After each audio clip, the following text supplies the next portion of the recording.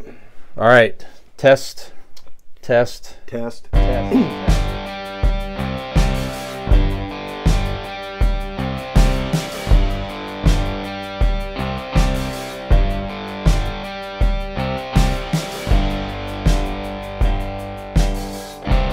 All right. Well, speaking of social media, we've been talking about Twitter with the whole Elon Musk buying it and everything else, and how important we are on it, and how many, course. how much traction our account has on Twitter and things like that.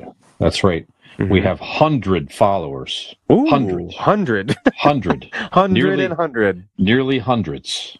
Right. So, but one of the things he talked about doing was he's going to get rid of the whole verified process, because in his mind it's separating kings from peasants or something like that, to where This is sorry, I don't mean to interrupt, but you're right, it's ironic, isn't it? Just for a moment, we had this discussion last week a little bit, not this exact one, but about the Elon taking over Twitter, and Dean goes, he's trolling everybody, he's this is, and I happened to look through his tweets, because him and God, who was, I don't know, I see him going back and forth with different people. Yep. Yeah.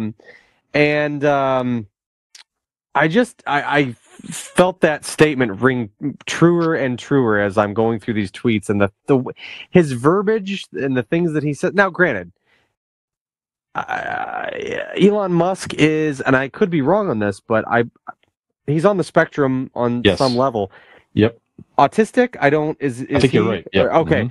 I feel like I heard that somewhere. I don't want to speak out of turn and say it and it not be true, but because this is a super, accurate source of all information. People come to us for their news, for their facts. So I don't want to say anything out of turn. But yeah, so there could be something in that just maybe the way he words things or puts thoughts into his verbiage might be a little different than what some may be accustomed to. But I can't help but just think the way he's wording things and going after people and things like that, I'm like, that it is purposeful. Like he's trolling people a little bit, and he's pushing buttons, and he's kind of playing that card. So, but continue. Yes. No, it's okay.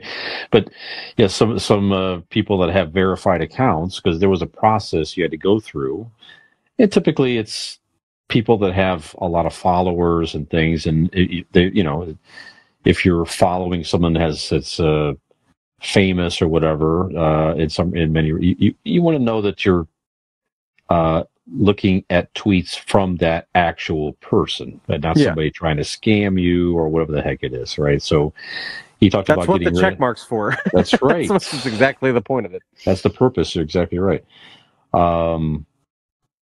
So, is it separating, royalty from peasants and all that? No, but it's like there's a reason why they go through the trouble to do that But anyway, he talked about getting rid of that feature and just make it a paid service for $8 a month.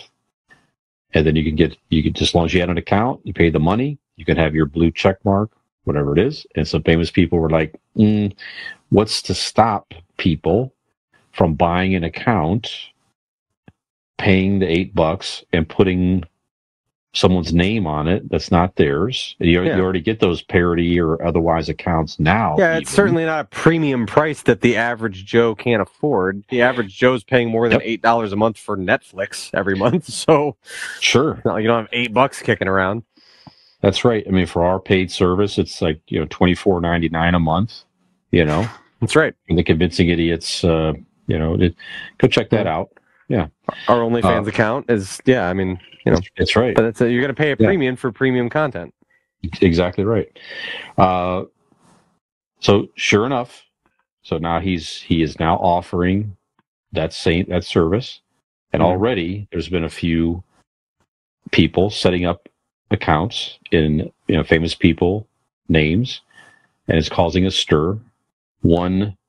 Notably in this area, we're again in the Northeast Ohio area. If you listen to us, you know that LeBron James, NBA basketball great from this area, Akron, Ohio. Say, I don't think you need to give LeBron James an intro. I think he's one Probably of those not. names you could Probably literally know who he just. is. He can be like LeBron, and I mean, I think that's a kind of a Not many- worldwide thing. Yeah, that's another episode we'll do. Famous LeBrons. I like Bronny, LeBron James. That's All it. right, well, end of episode. Maybe that's a very mini-sode. Yeah. Anyway, so LeBron James had one, and somebody put up there that he was requesting a trade from the Lakers, and it caused a stir, and they had to get a hold of it and take it down and stuff. And now so there he goes. So is it just the tip of the iceberg? Are you going to see a lot more of this? How could Twitter, especially cutting staff, how are they going to be able to manage this effectively? Is it just going to become more and more of a mess? And is this going to be, see who wrangles it in? Is this start to be sort of the downfall of, it's already, you could argue anyway, a lot of people are already turned off by Elon Musk anyway, with his views and, they may not be as regulated and stuff like that. Other people are already looking for other platforms. So, I don't know. What do you think about this? Is this going to continue to damage Twitter? And, the average person maybe don't care, but certainly for more affluent users. Yeah. Well, first off, we want to backtrack a little bit to the LeBron thing. Tinfoil hat theory. Okay. Mm-hmm. We're no stranger to people in certainly in the sports world and many other realms having burner accounts like Kevin Durant. You know what I mean? Sure. So, tinfoil hat theory.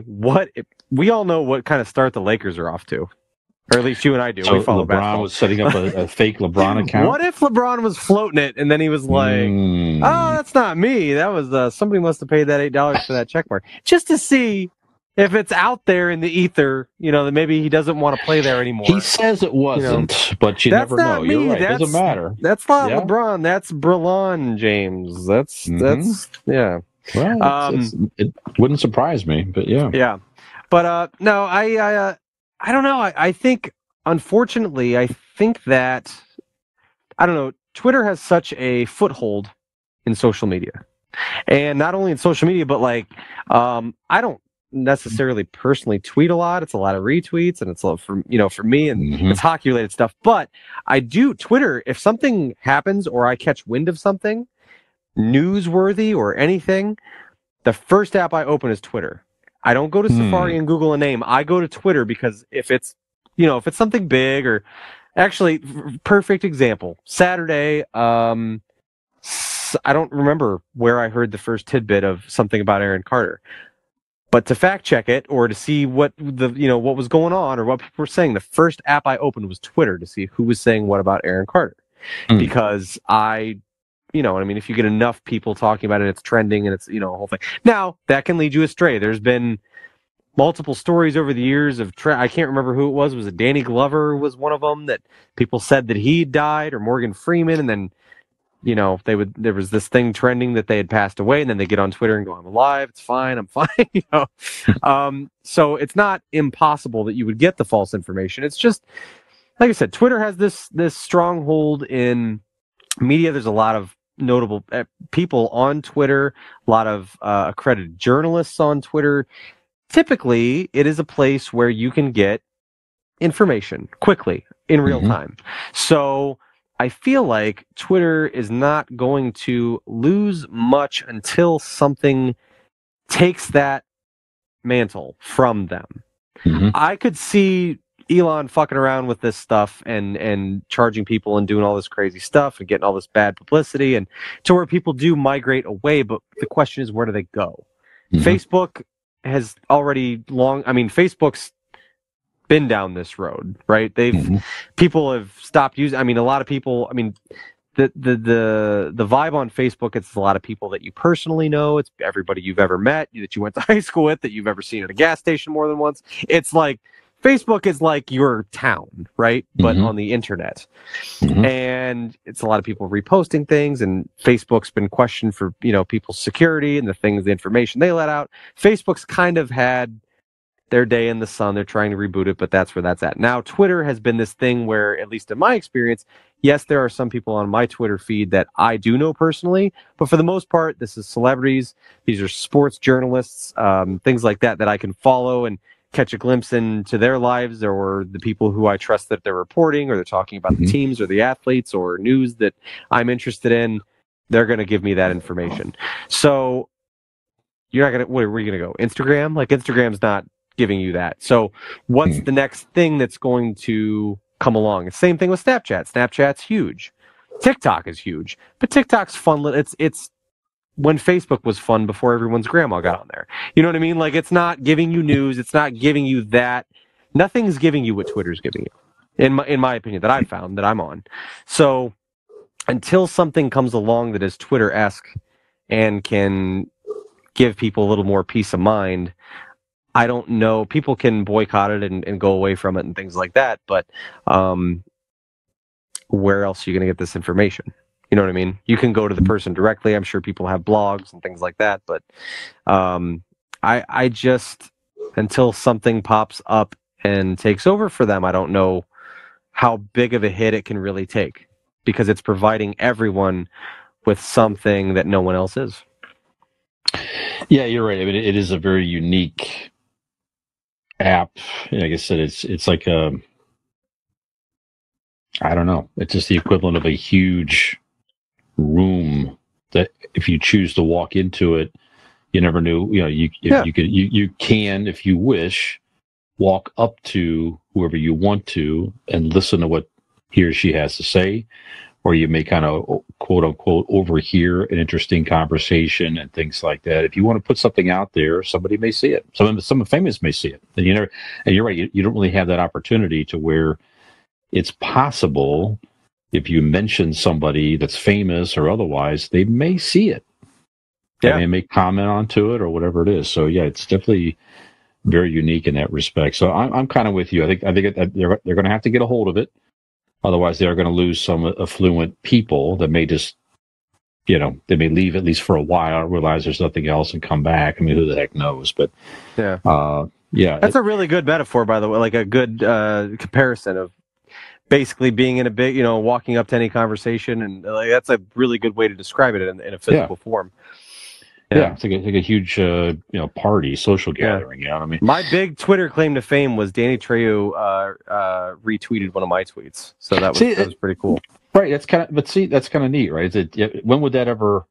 Right. When would you ever have the opportunity to walk up to Danny Trejo and he just, just that opportunity, but yet he saw something that you said and liked it and shared it. Yeah, it's neat to get those little things like that. So yeah, so kind of on that same note, making the new Mastodon is another social media app. Okay. Some people have been trying to go check this out. So there already are people looking for alternatives, right? But a lot of people are saying that this just is not. This isn't it. This is not built for the same thing for Twitter. I guess it has multiple independent servers across different regions. There's different sections, apparently, that's different topics. So it kind of seemed like not Reddit. Like Reddit, I still haven't really got my head around. Reddit, I know you can open up a forum. Yeah, Reddit's like a giant message board, essentially. Okay. Reddit is just message, but like it is very choose your own adventure, like specific. So like if I want to talk about hockey, but not even specifically hockey, I want to talk about fantasy hockey, I can go to a Reddit board about fantasy hockey, and it's an open forum on that subject. You know what I mean? Okay. So and you're under that subject kind of thing. There again, don't use it a lot, but I kind of understand what it is. One of the things about Reddit that always kind of weirded me out was like the interface of it's very like early internet. Like it does. It looks like a message board on like AOL back in the day. Right. But I mean, a lot of people use it, and a lot of people, you can, post stuff and all that. I don't know. I don't know. It's funny as things drift away from Facebook, Twitter, Instagram, and there's all these different ones. I'm feeling myself age. Like I have a Snapchat, but Right. I don't use it. Yeah. Sometimes I send funny filters to my kids, but mostly like my kids, who are, by the way, about to be 7 and the one just turned 11, are so fucking creative with Snapchat and funny. And I just like don't know, like I talk to them, but like I don't put stuff out on Snapchat. Like, I don't know. Same with TikTok. I have a TikTok account. We also have a TikTok account as well, but I've never uploaded anything to TikTok. I watch people on TikTok, but it's like, I'm like, is this what is that what it is? I'm getting old.